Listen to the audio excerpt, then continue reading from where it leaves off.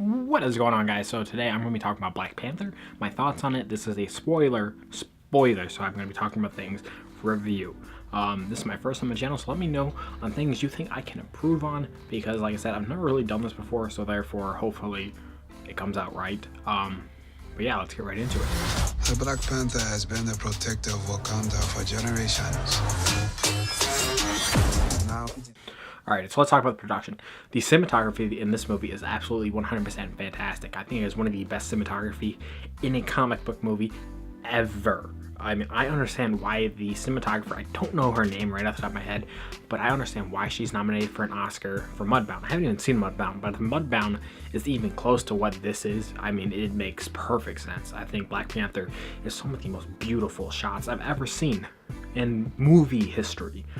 Especially like, I could put a clip on it, but like when he goes into the soul realm or whatever it is, where he can see like the ancestors and everything, the sky is like this pink and purple. It is absolutely 100% beautiful. I think it's fantastic. Now let's talk about the score and the soundtrack, because I think these go hand in hand with the movie. The score is the same composer. Also, I don't know his name, but he's also the guy who does a bunch of Ryan Coogler stuff. He did Creed, and I think he also did Fruitvale Station. And it's really good. It makes you feel like you're in Wakanda with the I would say African instruments and the tribal like chants. I think it is absolutely 100% fantastically done. I think it is something where you actually will be able to go back after a Marvel movie and be like, man, that score was fantastic. It was great. And that's what I'm talking about. If it was a Marvel movie, normally you don't talk about the scores, but this one you do, because it is so well done.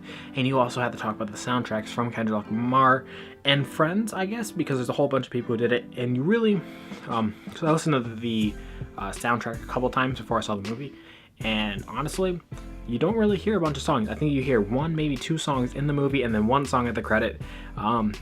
But they all fit the movie. Like, they don't feel like they don't belong. They actually, like, they push it forward. In the movie, they use a bunch of the instrumentals from the album, which is, I kind of caught some of that stuff, and it actually worked. I felt like it actually fit the movie. It fit well, and you can tell that Ryan Coogler wasn't going to throw a song in there just for the sake of throwing a song in there, like a certain Suicide Squad. Now, that's just the production side of things. I think Ryan Coogler directed this movie fantastically. He written this movie fantastically. The cinematography is great. The score and the soundtrack is fantastic. I think this movie probably the most well-done comic book movie ever. That's saying a lot.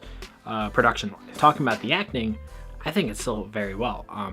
You have Chadwick Boseman reprising his role as T'Challa. Like, I always saw, like, man, that is T'Challa. I never was like, oh, that's Chadwick Boseman playing T'Challa. No. That is why I think he's such a perfect casting for T'Challa. I think he is great. He's 100% well done. And you don't see a lot of that. I mean, when you look at Iron Man, it's like, yeah, that's Iron Man, but there's also Robert Downey Jr. at the same time. Like, yeah. But this is like, I believe that's T'Challa. I 100% believe that's T'Challa. Like, I never was like, oh, that's Chadwick Boseman. If that makes sense. Some standouts from the movie, acting-wise, Forrest Whitaker. I thought he was great as Zuri. The actress who plays Shuri, I don't know her name off the top of my head, but she is great. And I have an interesting theory about her that I'll do in like a future video. But I have an interesting theory about the future of that character. And then on top of it, like, when she first introduced, I always thought she was like, alright, this kind of gonna be that throwaway Marvel character who is gonna throw out some jokes and not really serve the plot at any point. But no, she's actually very important to the story and everything in Wakanda, to the point where it's like the movie would not be the same without her. Like, I was scared she was gonna be like a Luis who was just a comedic relief, but she's not. She's Shuri, and she's her own character, and she is great.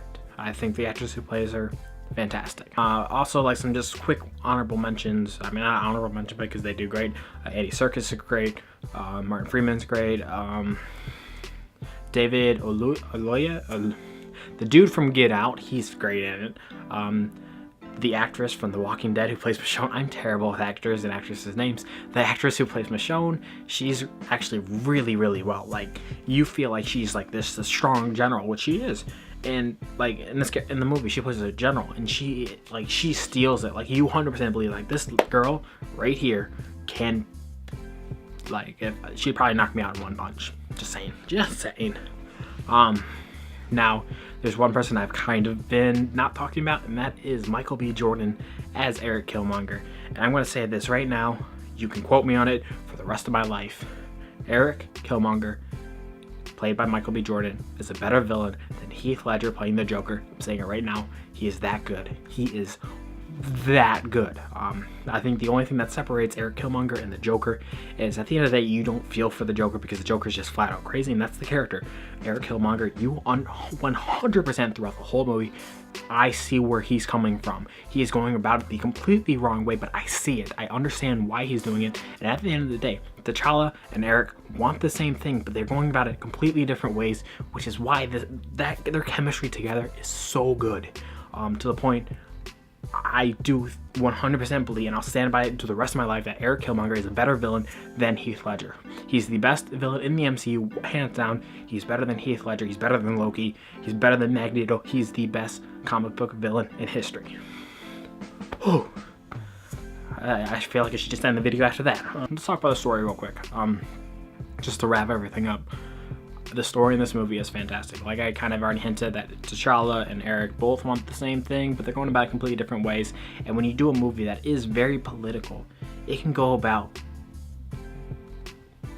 wrong in so many different ways, to the point where it's like, I don't want politics driven down my throat when I'm supposed to have a good time, not thinking about that in movies. And this movie does it where you don't really think about it, but you understand what's going on. This is the real world, and you understand that, like, Eric's point of view is like, you guys have all this stuff, but you don't want to help anyone. You want to stay secret. And T'Challa's like, that's how we've always done it, to the point. And then you get this great moment with Chadwick Boseman talking to his father, and he's like, you guys could have done this, but you guys were so scared to reveal to the world who we are that you left your own kind behind. You killed your brother. And I thought that was fantastically done. I think that is probably Chadwick Boseman's best acting he's ever done in anything I've ever seen him in, is that scene right there. I think this movie will go down as one of the best comic book movies, best movies in general. This is going to be the new Dark Knight, I feel like. This movie is that good, to the point Ryan Coogler, at this point, he can do no wrong, I feel. He knocked it out of the park with Fruitvale Station. He knocked it out of the park twice with Creed. And then Black Panther comes out and he does it again. This movie is so good.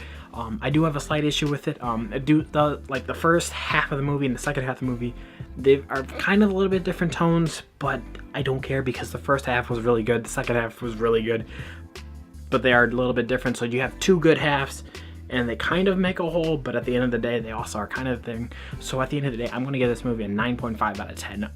This is the first movie I've seen of 2018. I haven't seen Hostiles or any other January movies. This is the first one I've seen.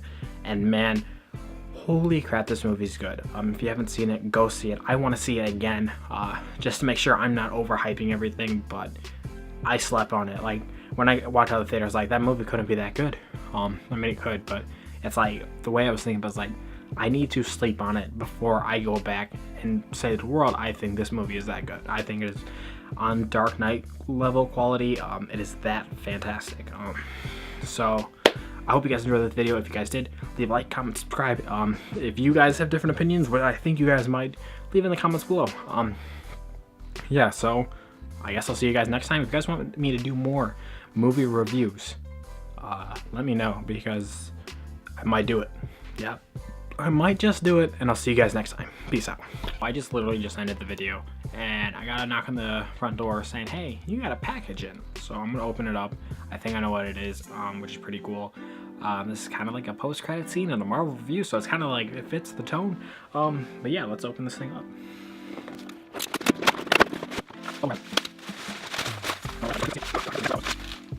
Oh man, that is really nice looking. Alright, so what it is X-Men, all new Wolverine #1. So essentially, if you don't know what this is the first appearance as Laura Kinney as the Wolverine. It's a 9.2. I actually got this off of eBay for like $20. Yeah, like $20 plus shipping, so I couldn't turn this down. Like I said, it's the first appearance as Laura Kinney as the Wolverine. So I had to pick this up, especially with like Logan just coming out and Laura Kinney's in there. And I have a strong feeling that when Wolverine appears in the MCU, it will be Laura Kinney. So this is why I picked it up, and it was too good of a deal to turn down. But yeah, so I hope you guys enjoyed this video. Like I've already said it in the video already once before. If you liked, comment, subscribe, all that fun stuff. Don't really feel like I need to repeat myself. And I will see you guys officially in the next video. So see ya.